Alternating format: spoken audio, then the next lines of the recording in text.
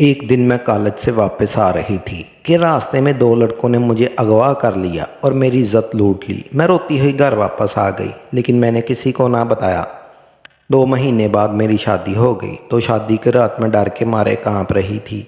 जैसे ही मेरे शौहर ने मेरा घूंघट उठाया तो मेरे मुंह से चीख निकल गई, क्योंकि मैं दुल्हन बनकर कमरे में पहुंची तो खुद से मेरा दिल बाहर आने को कर रहा था। निकाह से लेकर आज रुखसती तक मुझे एक ही खौफ था कि मेरा शौहर मेरी सच्चाई ना जान ले। सहम सहम कर मेरे वक़्त गुज़र रहा था और अब मेरा घड़ी आ गई थी जब मेरा सामना अपने शौहर से होना था और मेरा दिल बुरी तरह से लरज़ रहा था। अगर उसने मेरी सच्चाई जान ली तो क्या होगा? वो सच्चाई तो दुनिया वालों तो एक तरफ, मैं अपने घर वालों से भी छुपा गई थी। दरवाज़े खुलने की आवाज़ पर मेरा जिस्म कँपने लगा। मेरा शौहर चलता हुआ मेरे पास आया और मुझे देखने लगा। मुझे इसके यूं देखने से भी खौफ आ रहा था। मेरा शौहर मेरे सामने बैठा और मेरा घूंघट उठा दिया। मैं उस वक़्त बाकी दुल्हनों की तरह शर्माने की बजाय खौफ से कँपा रही थी। मेरा शौहर मेरी तारीफ़ करने लगा और मेरा दिमाग सुन्न हो रहा था। हालांकि मेरे शौहर ने मुझे पहले भी देखा हुआ था। हमारे निकाह शादी से 2 माह पहले ही हो चुका था। बस रुखसती 2 माह बाद तय पाई थी। निकाह के वक़्त मेरे दिल में भी बाकी लड़कियों की तरह बहुत से अरमान थे और मैं शर्माई हुई सी बहुत सबकी छेड़छाड़ से सुनती रही। अपने शौहर की मैंने तब बस एक ही झलक देखी थी और मेरा दिल धड़क रहा था। हालात वही रहते तो यकीनन मैं भी आज शर्माते हुए धड़कते दिल से यह तारीफ़ें वसूल कर रही होती। मगर 1.5 माह पहले जो मेरे साथ हादसा पेश आया उसने मेरी हस्ती ही हिला दी थी। मेरा दिल दुनिया से और जीने से उठ ही गया था। मैं हर पल खौफ के हसार में गुजारती आज यहाँ तक पहुँची थी और आज जब पूरे हक से उनके पास आई थी तो खौफ से मेरा दिल रुक रहा था। मेरे शौहर मुझसे बातें कर रहे थे और मुझे इनकी नज़रें अजीब खोजती हुई सी महसूस हो रही थी। बातें करते हुए उनकी नज़रें मेरे वजूद पर पड़ी तो वाज़िया थके थके थे। मैं उनके ठटकने पर सहम गई। उन्होंने मुझे गौर से देखते हुए बहुत अजीब सी बात कह दी जिसने मुझे फिर से सूली पर लटका दिया।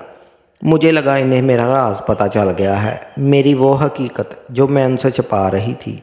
शायद वो जान गए थे, मगर मुझे तब हैरत हुई जब उन्होंने सर झटक दिया और कहा, मैं थक गया हूँ और यकीनन तुम भी थक चुकी होगी, तो कपड़े बदल कर सो जाओ।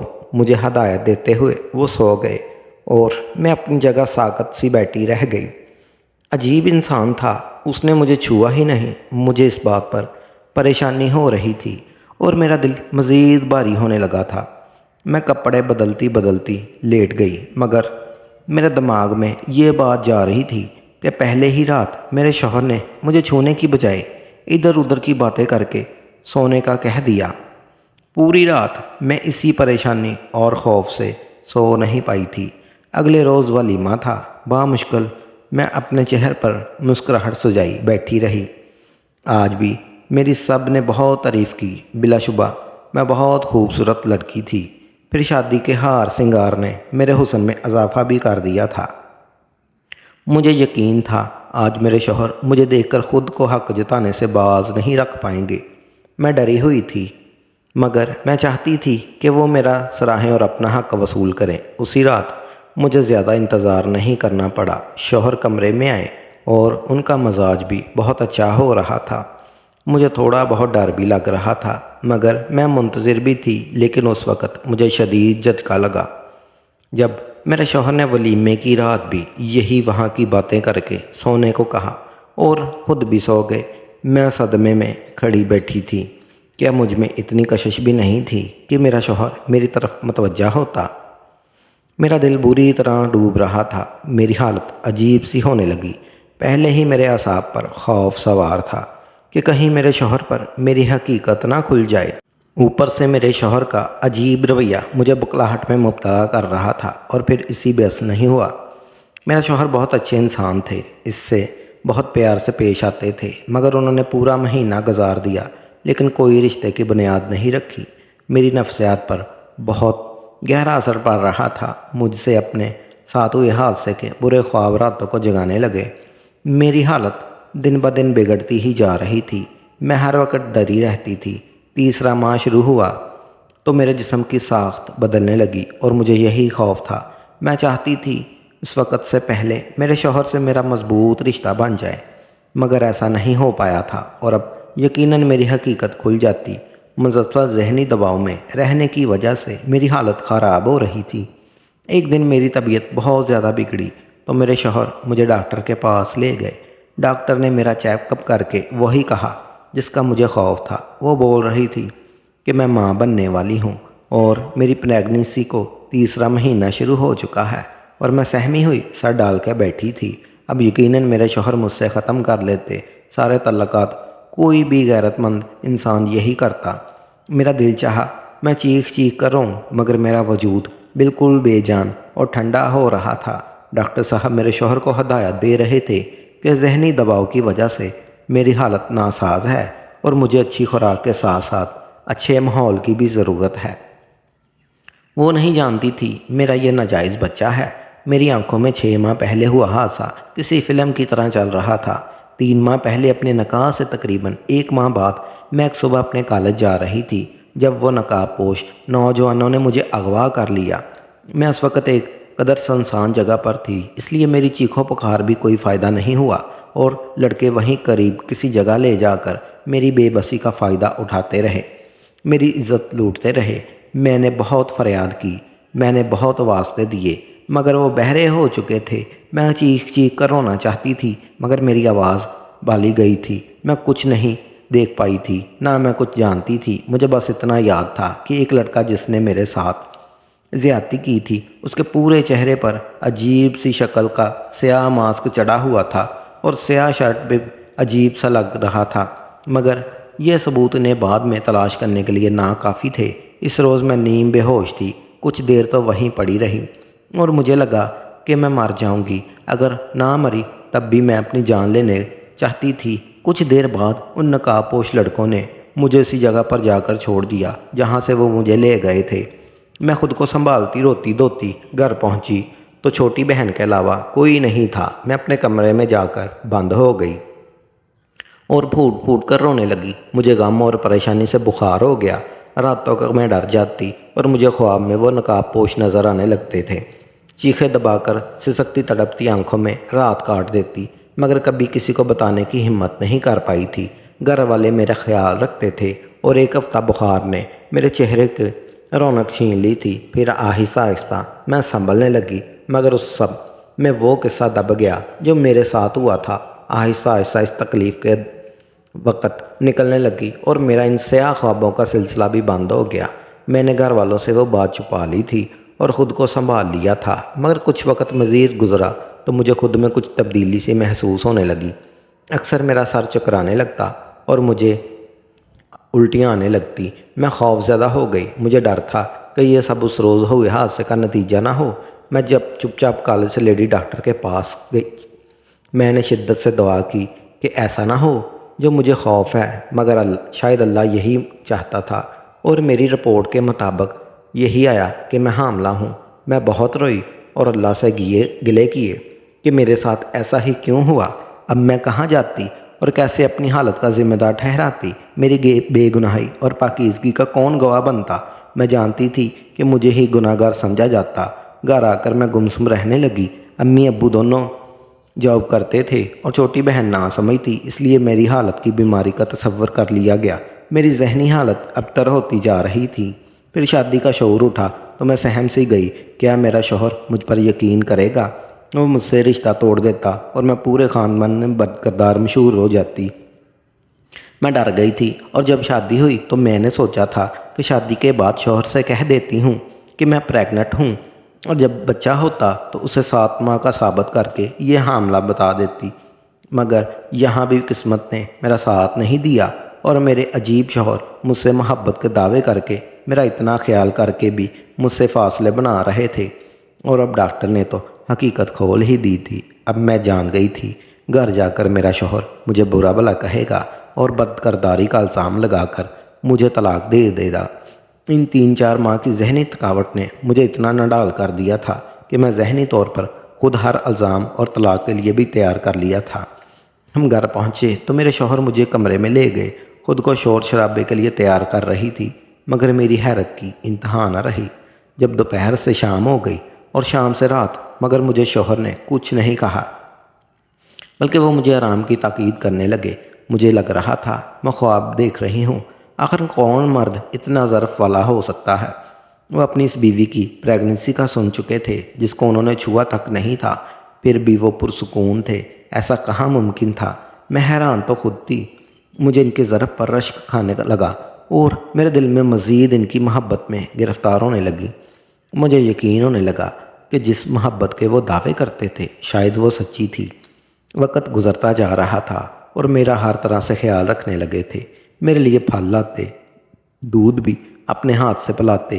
میں ان سب کو ان کی محبت سمجھ رہی تھی، مگر پھر بھی کبھی کبھی مجھے ان پر شدید حیرت ہوتی، ان کی احتیاط اور اتنا خیال رکھنے پر۔ مجھے دوبارہ کوئی مسئلہ نہیں ہوا تھا اور میں نے پریگننسی کا سارا وقت سکون سے گزارا تھا، اور پھر میں نے شادی کے 7 ماہ بعد ایک صحت مند بچے کو جنم دیا۔ مجھے اس بچے کی قسمت پر بھی افسوس ہو رہا تھا جو ناجائز بچہ تھا، اور اس کی قسمت میں شاید اب باپ کی محبت نہیں تھی۔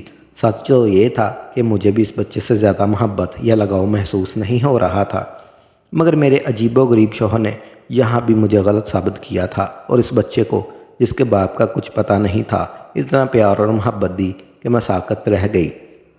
اس بچے کی ضرورت کا ہر سامان گھر میں پہلے سے موجود تھا، اور میں ماں ہو کر اکثر لاپرواہی کرتی، مگر وہ ہر وقت اس کا خیال رکھتے، پیار دیتے۔ ذرا سا روتا تو تڑپ اٹھتے۔ میں حیرت زدہ سی ان کی محبت دیکھ رہی تھی، خوشی کی بجائے عجیب دباؤ سا محسوس کرنے لگی۔ آخر کوئی اتنا اچھا اور بہترین کیسے ہو سکتا ہے؟ مجھے لگا بس میں انسانیت بہت زیادہ ہے، اور شاید وہ ساری محبت جو مجھے دی گئی تھی وہ بھی انسانیت کے ناطے کی گئی تھی۔ میں ان کی محبت اس بچے کے ساتھ دیکھ دیکھ کر پاگل ہونے لگی تھی۔ وہ بچہ کبھی دودھ دیر سے ملنے پر رو دیتا تو وہ مجھ سے ناراض ہونے لگتے اور اسے اٹھا کر پیار کرتے، بہلاتے اور چپ کرواتے۔ میرا ضبط جواب دے رہا تھا، اور جب یہی سلسلہ کچھ ماہ مزید چلا تو میری برداشت ختم ہو گئی۔ میں ایک روز اپنے شوہر سے لڑ پڑی۔ میں نے ان سے کہا کہ وہ اتنے اعلیٰ ظرف کیوں ہیں، مجھ سے کبھی سوال کیوں نہیں کیا؟ وہ پہلے مجھے اور پھر میرے ناجائز بچے کو اتنا پیار کیسے دیتے رہے؟ میں چیخ پڑی تھی۔ مجھے ان کا خیال رکھنا اور ہمیں پیار دینا الجھا رہا تھا۔ میرے لڑنے پر وہ خاموش نظروں سے مجھے دیکھنے لگے، مگر مجھے جواب نہیں دیا۔ پہلے روز انہوں نے میرے بھرے بھرے جسم کو دیکھ کر حیرت کا اظہار کیا تھا۔ میں نے ان کی حیرت دیکھ کر تب بہانہ بنا دیا تھا کہ میں شادی کے دنوں میں بیٹھ کر کھانے لگی ہوں، اس لیے موٹی ہو گئی ہوں۔ حالانکہ مجھے تب ان کی نظروں اور عجیب سوال پر حیرت ہوئی تھی۔ تب میرے حمل کو بس دوسرا ماہ تھا اور مجھ میں اتنی تبدیلی نہیں آئی تھی کہ کوئی پہچان سکتا ہو۔ میں رو رہی تھی۔ میں نے ان سے پوچھا کہ کیا انہیں پہلے روز شک نہیں ہوا تھا مجھ پر جب انہوں نے میرے جسم میں تبدیلی محسوس کی تھی؟ وہ بولے ہاں مجھے شک ہوا تھا، مگر تم نے کچھ نہیں بتایا۔ مجھے ان کے جواب پر جھٹکا لگا۔ میرا سر اب چکرانے لگا تھا۔ مجھے احساس ہوا میرا شوہر واقعی عجیب فطرت کے مالک ہے۔ انہیں شک ہوا اور انہوں نے سوال نہیں کیا، پوچھا نہیں ایسا کیوں اور کب، جاننے کی کوشش تک نہیں کی میرے ساتھ کیا ہوا، یا پھر میں نے ان کے ساتھ بے وفائی کی ہے۔ پوچھا کیوں نہیں؟ میرے جھگڑنے پر وہ بولے کہ میں تمہیں آج ایک حقیقت بتانا چاہتا ہوں۔ وہ سنجیدہ سے لگ رہے تھے۔ میں متوجہ ہوئی تھی۔ مجھے اب ان کے رویے کی حقیقی وجہ جاننی تھی، اور اتنا تو میں سمجھ گئی تھی کوئی ایسی بات ہے جس کی وجہ سے وہ ایسے تھے۔ کچھ ایسا تھا جس نے انہیں اتنا عجیب بنا دیا تھا۔ اس روز انہوں نے اپنے ماضی کی جو سچائی بتائی وہ مجھے اندر تک ہلا کر رکھ گئی تھی۔ انہوں نے بتایا کہ ان کی ماں کے ساتھ اسی طرح زیادتی ہوئی تھی، اور جب ان کی شادی ہوئی تو وہ ماں بننے والی تھی۔ انہوں نے میرے باپ کو یہ سچ نہیں بتایا، بلکہ اس سچ کو اپنے اندر دبا کر رکھا اور بیاہ کر آ گئی۔ جب شادی کے بعد میرے باپ کو یہ حقیقت پتہ چلی، بہت ہنگامہ کیا۔ انہوں نے میری ماں کو بدکرداری کے طعنے دیے اور بہت ذہنی اذیت دی۔ عجیب بات تو یہ تھی کہ وہ اپنی بیوی کو چھوڑنے کو تیار نہیں تھے۔ اپنی بیوی کو اپنائے رکھا، رشتہ قائم کیا، مگر بس اتنا ہی ضرب بڑھا کر پائے، اس سے زیادہ وہ نہیں کر پائے تھے۔ حالانکہ میری ماں کے ساتھ زیادتی ہوئی تھی اور ان کا کوئی قصور نہیں تھا۔ وہ میرے باپ کے طعنوں اور ڈانٹ پٹکار سنتی رہی اور سہتی رہی۔ پھر میں پیدا ہوا۔ میں ناجائز بچہ تھا اور میرا مقام کسی جائز بچے والا نہیں تھا۔ یہاں بھی میرے باپ نے ظرف کیا اور مجھے اپنا نام دیا۔ میں گھر پر رکھا پڑھا لکھا، مگر ایک فرق رہ گیا، کیونکہ میں ناجائز تھا جس کے حقیقی باپ کی کوئی خبر نہیں تھی، تو وہ مجھے اپنی ماں کے شوہر سے سگے بھائی والی محبت نہیں ملی۔ میرے پاس بظاہر دنیا کی ہر آشائش تھی، مگر ماں باپ کا مکمل پیار اور توجہ کبھی نہیں ملی تھی۔ پھر میرے اور بھائی بہن بھی پیدا ہوئے، وہ میری ماں کے جائز اولادیں تھیں اور میرے باپ کی سگی اولادیں تھیں، اس لیے ان کا مقام الگ تھا، انہیں توجہ اور محبت ملی، ان کی شخصیت بہترین تھی۔ یہ فرق دیکھ کر بہت بڑا ہو رہا تھا اور میری ذات میں ایک بڑا خلا رہ گیا تھا۔ میرے اندر بہت سی برائیاں جنم لینے لگی، میرے اندر عورت کے خلاف زہر بھر گیا۔ میں اپنی ماں سے اکثر لڑتا، جب اپنی ماں سے یہ گلہ کرتا کہ جب شادی سے پہلے ان کے ساتھ زیادتی ہوئی تو انہوں نے میرے باپ کو کیوں نہیں بتایا۔ انہیں چاہیے تھا کہ وہ اپنے ہونے والے شوہر کی سچائی بتاتی اور ان کا فیصلہ حق دیتی۔ میری نظر میں میری ماں کے شوہر کا کوئی قصور نہیں تھا، میری ماں نے ان سے چھپا کر ان کے ساتھ زیادتی کی تھی، ان کے ہاتھ باندھ دیے تھے۔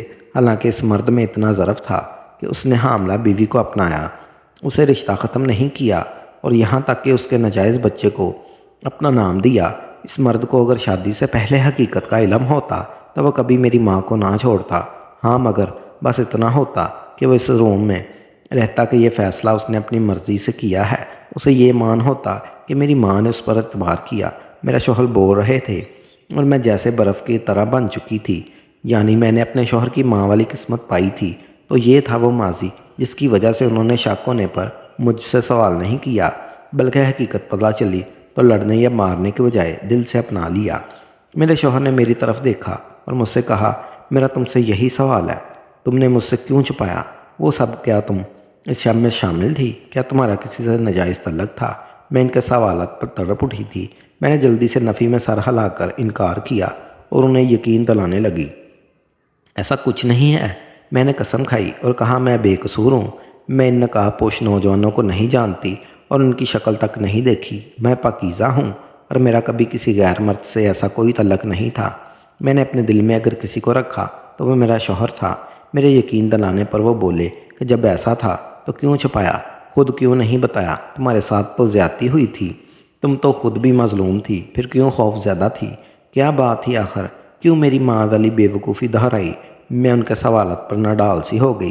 میں انہیں کیا بتاتی کہ عورت صرف الزام تراشی سے ڈرتی ہے؟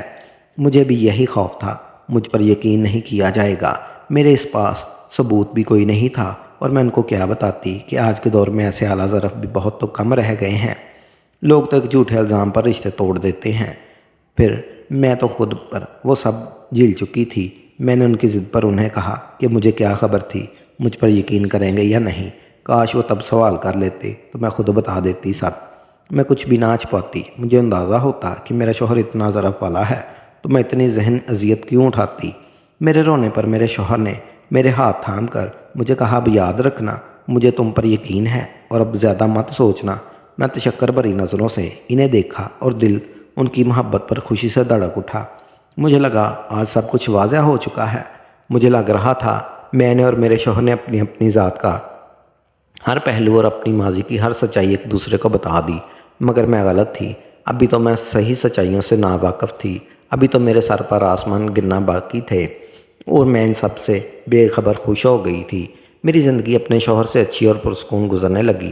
اب میرا اعتبار اپنے شوہر پر کچھ ایسے قائم ہو گیا تھا کہ میں اپنی ہر بات انہیں بتانے لگی، میں اپنے بچے کو بھی پیار دینے لگی، اور کچھ عرصے بعد مجھے دوبارہ سے ماں بننے کی خوشخبری ملی تھی۔ اس دفعہ یہ فرق تھا کہ میں بھی اس خوشی کو کھل کر محسوس کر رہی تھی، اور میرے شوہر کے رویے نے تو کبھی بدلاؤ آیا ہی نہیں تھا۔ وہ اس بار بھی ویسے ہی خیال رکھ رہے تھے جیسے پہلے رکھا تھا۔